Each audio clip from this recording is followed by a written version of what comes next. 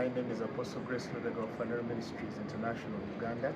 It's a blessed opportunity for me to be here in the Rwanda Revival Conference, but of course it has always been my singular dream to be here at the Kigali Genoside Memorial. I've always wanted to come and read these stories, and I thank God for the opportunity I have had to see and hear.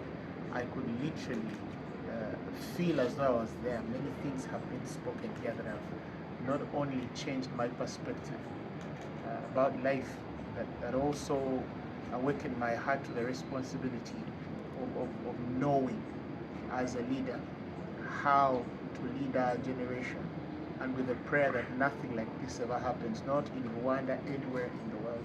So I want to thank the whole team that was with us through the visit, the wonderful lady, what's her name? Lidi, who led us. I want to thank her, and of course tomorrow we are going to be at the BK Arena for the Rwanda Revival Conference. I hope to see you there. God bless you. Thank you so